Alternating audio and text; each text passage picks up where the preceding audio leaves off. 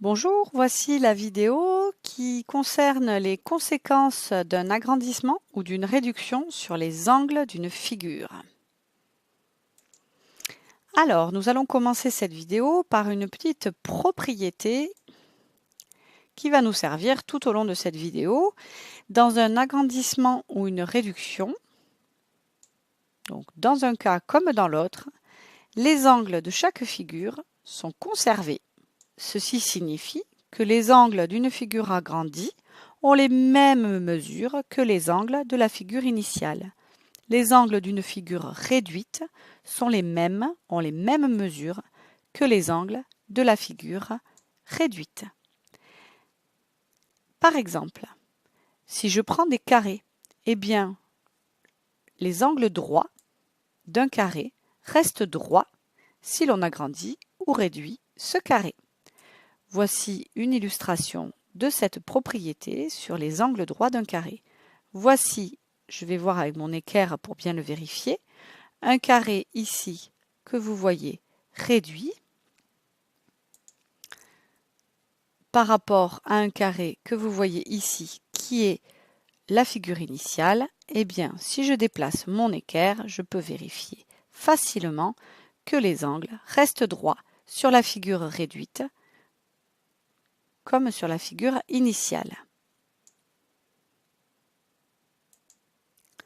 Deuxième exemple, voici ici deux polygones dont l'un est la réduction de rapport 3/5 écrit sous forme de fraction ou bien 0,6 écrit sous forme décimale. On nous demande ici de déterminer l'angle A'B'C', c'est-à-dire l'angle que je vais marquer ici en rouge sur la figure, qui est donc l'angle de la figure réduite, sachant que nous avons toutes les informations sur les angles de la figure initiale A, B, C, D. L'angle ABC de la figure initiale nous donne sur la figure réduite l'angle A'B'C' recherché. Eh bien, voici comment nous allons rédiger la réponse à la question. Tout d'abord, je relève les informations que l'on me donne dans l'énoncé. Je sais que le polygone A'B'C', D' est une réduction de ABCD puisqu'on me le dit dans l'énoncé. Or, dans une réduction, les angles sont conservés. C'est ce que me dit la propriété énoncée au début de cette vidéo. Donc, je peux conclure que le triangle A'B'C' recherché est égal à l'angle ABC qui, sur la figure initiale, est marqué de 36,81 degrés. Dans une réduction, les angles sont conservés.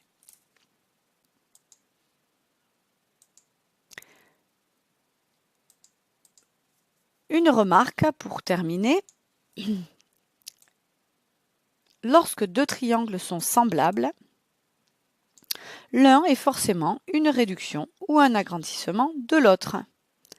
En effet, deux triangles ici, comme vous les voyez, ABC et XYZ, sont deux triangles semblables puisqu'ils ont leurs angles 2 à 2 égaux, 77 pour l'angle BAC, 77 degrés pour l'angle YXZ, 52 pour l'angle de sommet B, 52 degrés pour l'angle de sommet Y, 49 degrés pour l'angle de sommet C et 49 degrés pour l'angle de sommet Z. Nous avons donc ici deux triangles semblables. L'un est bien un agrandissement de l'autre, XYZ est un agrandissement de ABC, ou bien ABC est une réduction de XYZ.